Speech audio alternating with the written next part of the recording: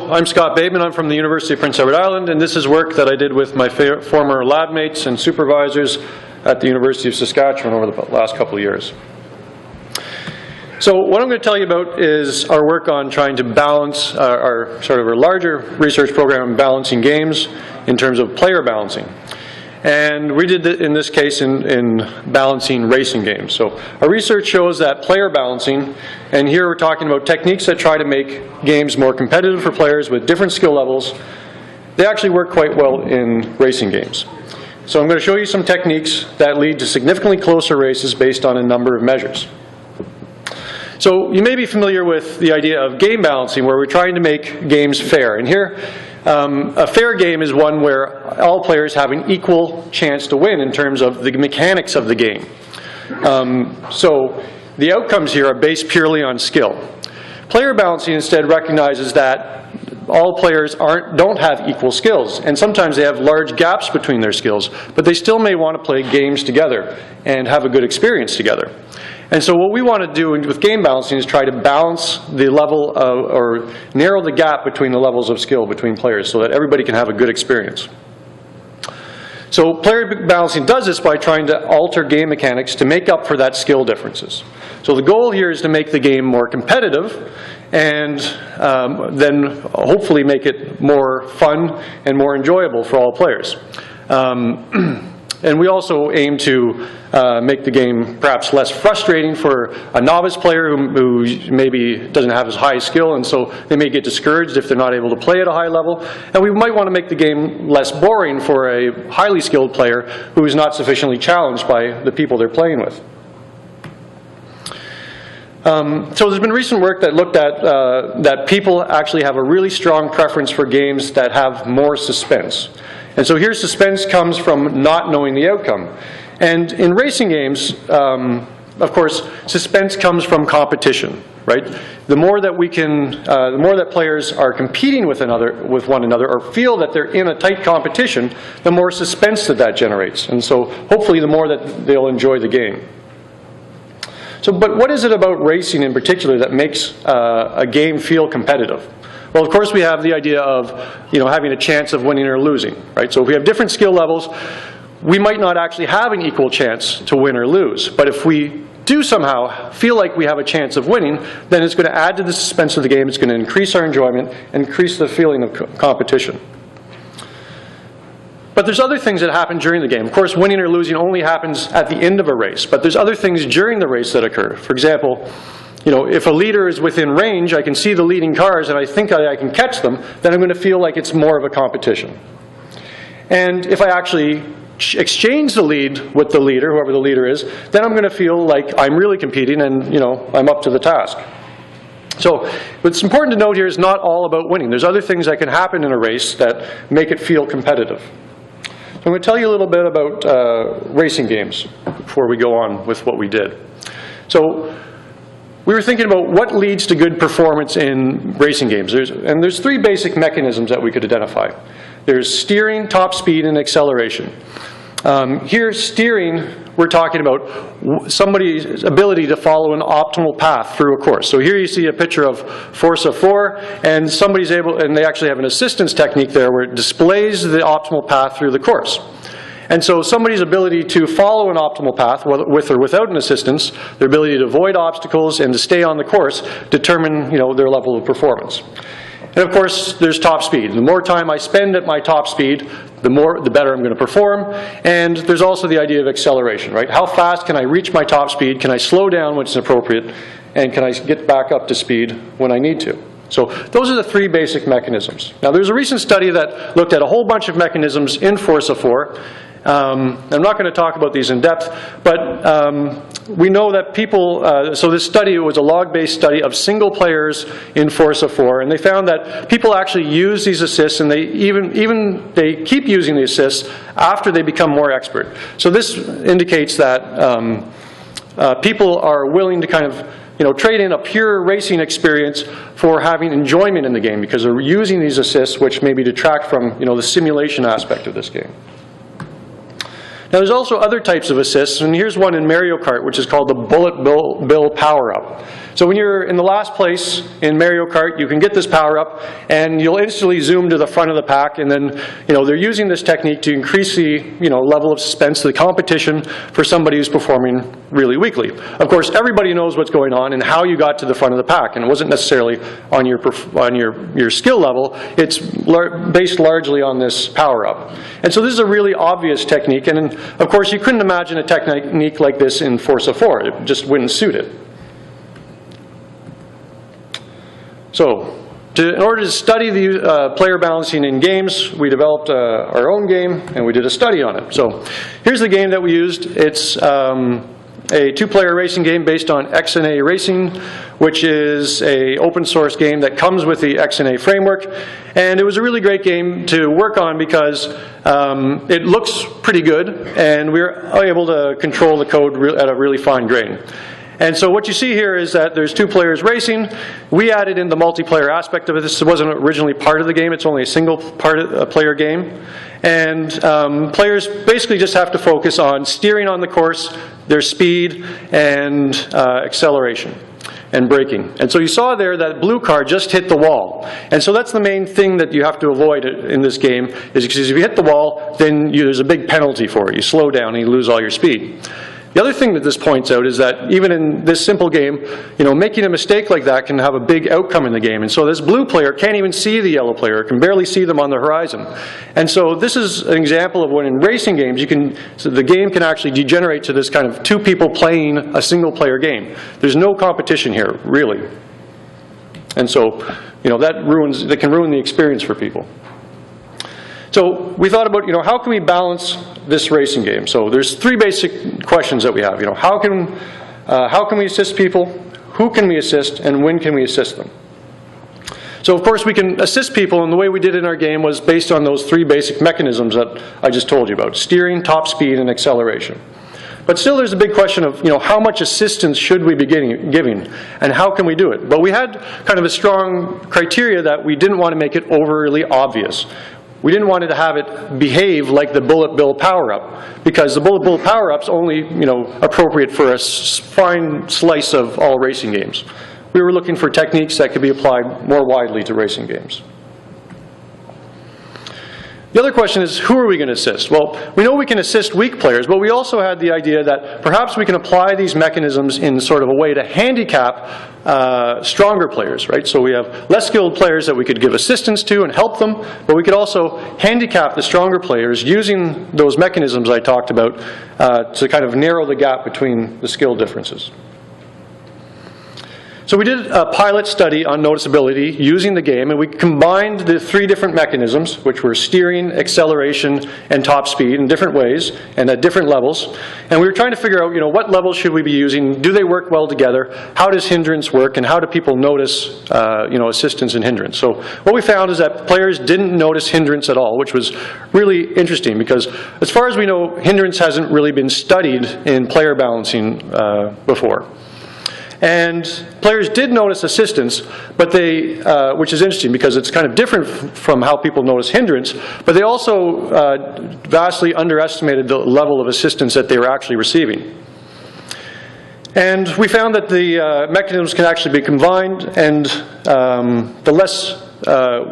when we combine them, we can actually make them less obvious, but provide more benefit than we could with just giving any one mechanism, or providing assistance through just one mechanism. So when do we apply the techniques? So basically what we have in racing games is there's this distance differential, right? The distance between the trailer and the leader. And that's the main kind of feedback that you have for how you're doing. As you're going through a game, you might be kind of asking yourself questions, am I in the lead? How far back am I? Can I catch the leader? Is there a chance for me to win? And these are all based on, how far back you are from the leader. So distance seems like a natural way that we could scale up or down the level of assistance or hindrance that we provide so that we can give an appropriate level. But of course there's many different ways that we could apply these mechanisms. So we studied and identified 4 different schemes that differently applied our balancing mechanisms. So I'm going to describe these four here. So the first one is what we called real-time 100. And basically real-time 100 worked by, for each 100 meters difference between the trailer and the leader, we would give +1 assistance or -1 hindrance for each of those mechanisms. So what that means, in a sense, in terms of assistance, is that we would give +1 to the trailing car, which would give them 5 miles per hour higher top speed. They'd reach their top speed 10% sooner by increasing their acceleration, and we'd also help them stay on the optimal path by moving them towards the center line of the course. And you can look at our paper for details on exactly how we did that, but it's not a complicated mechanism. So for each 100 meters, we would add +1 to that, basically little formula there. And we'd apply also a negative for the hindrance for the leading car. So if at any point that purple car kind of went inside that 100-meter window or even past the other car, then we would take away the assistance. So we also had another schema that we used, which was called real-time 40, and this was exactly the same thing as real-time 100, although you could reach your top assistance much faster. Here, for real-time 100, the maximum level of assistance you get would happen at 500 meters difference. Here it would happen at 200 meters difference. So it's just a more aggressive application of the idea. We also had rolling average, which was a little bit different. So imagine we have two cars, one falls back behind, and this is based on the rolling average 100 idea again, or rolling time 100. But once you fell back 100 meters, we wouldn't give you assistance right away. Instead, we'd wait about 50 seconds. And so after 50 seconds, if you're still behind by 100 meters, then we would give the boost and the hindrance to the players. At any point a player moved back within the 100 meters, or the purple car even catches up to the green car, we wouldn't remove the assistance right away. We'd wait another 50 seconds, and then we could take away the assistance after the 50 seconds elapsed. So this would allow players to, certainly a lower skilled player, to continue to receive assistance. And here we're trying to play with the idea, maybe we can create some swaps of the lead here using this technique. And the last one we looked at was maximum distance. So again, it was based on real-time 100, but the level of assistance is equivalent to the maximum level previously reached and applied after 50 meters. So what that means is, say we had this purple car, falls behind by 300 meters, and then we'd give right away a boost of +3 to the purple car and -3 hindrance to the green car. Now, at any time, if that purple car, say, caught back up to the green car, then we take away the assistance. But at any point, if that purple car fell behind again, as long as it was greater than 50 meters, then we'd give the maximum amount of assistance that they previously had. So here it was that +3 boost from being behind 300 meters. So again, it's a more aggressive way, and here we were trying to keep, we'd already determined sort of the skill level of a lower skilled player by their, maximum distance behind. So here we were able to keep them much closer and in the competition to the lead car. So we did a study of these 4 different schemas in using our game. We had 30 participants, and we identified them as being either expert or novice based on their self-report and doing evaluating their performance in the game before they started the study. So we had 15 experts and we had 15 novices.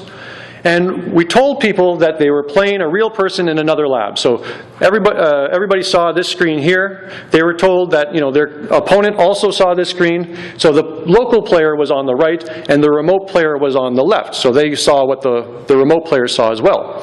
Except there was no remote player. What we did was we used simulations. So we lied to them and told them that they were actually playing a real person, but they weren't. So expert plays a novice simulation, and novice players played expert's simulation.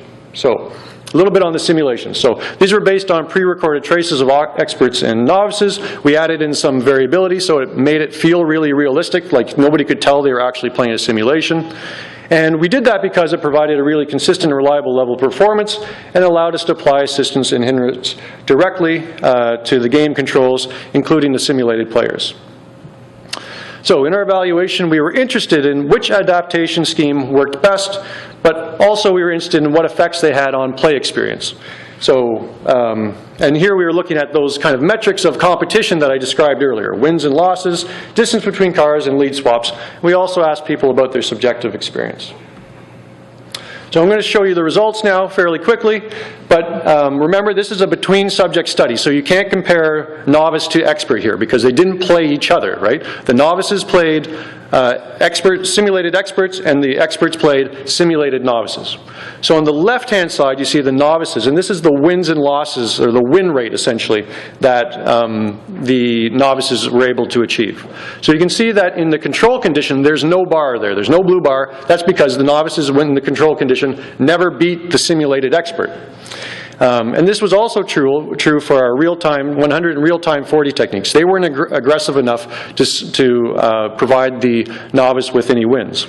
But the rolling max dist and the rolling, the rolling average and the max distance schemes actually did allow the novices to win some of the games. And you can see for the rolling average, we actually were able to have the novices win about 25% of the games. On the right-hand side, you see the experts, and you can see basically a similar trend. In the control and the real-time 100, the experts never lost when they were playing the simulated novices. But with our other techniques, they did actually end up losing some of the games. So this is the distance between the cars. This is again trying to see if we could create the feeling of suspense and seeing and being in the competition. So you can see on the left-hand side again, novices, they on average were 400 meters or more than 400 meters behind the lead car on average. But all of our techniques that we tested were effective at significantly reducing the distance between the lead car and the trailing car. And on the right-hand side, you can see a similar trend basically for the experts. We were able to reduce that gap between the car and keep the lower skilled players up with the competition. So here's the number of lead changes that we saw, and you can see that on the novices we usually have about 3 lead changes, and we didn't see too big of a difference with real-time 100 and real-time 40, but the rolling average and the max dist again were really effective at allowing players to swap the lead. So this would be really effective at kind of creating that feeling of suspense that you're able to compete and with the more expert player. And you see sort of a similar trend over on the expert side as well. There was more lead swaps there. Okay, I'm going to go over these fairly quickly, but basically these are the subjective reports from the players after they played each of the games. Now, we told them that something may actually be going on in the game, but we didn't tell them when it was going to happen in terms of that we may be helping or hindering somebody, but we didn't tell them when it was going to happen. And so what you can see here is that, I'm just going to point out to the green bars there, is that compared to our control, which is on the far left, players actually felt, these are the novice players again, these are just the novice players felt that they had more of a chance of winning with the more, especially with the more aggressive techniques. And what was interesting was that as they had that feeling of having a chance to win, they actually had more fun. They reported having more fun during the games as well. So that's a pretty big win.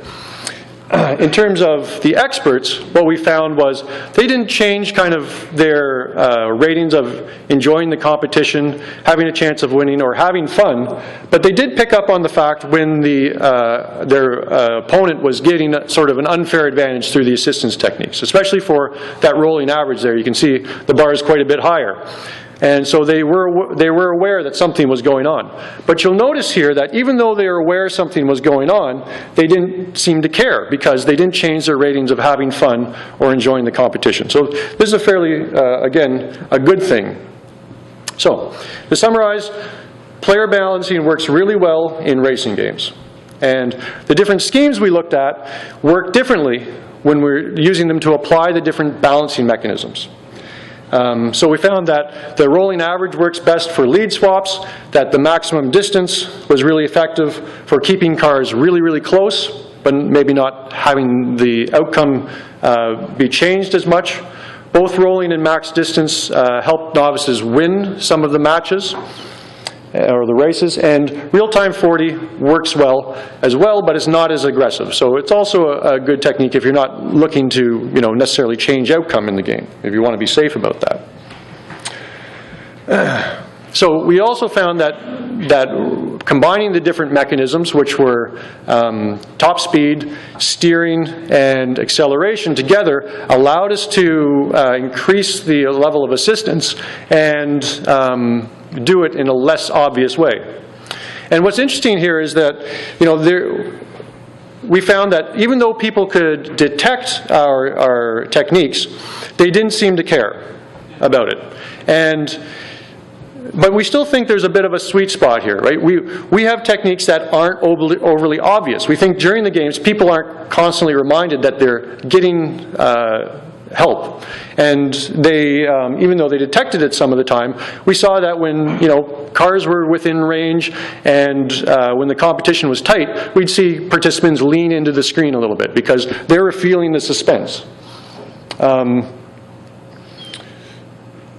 So, lost my train of thought, but what we found was that there's no real downside in applying these techniques in player experience, in terms of player experience. So they're really, really effective techniques, and when we're thinking about player balancing for racing games as well, now we have at least some knowledge about where we can start. Thank you very much.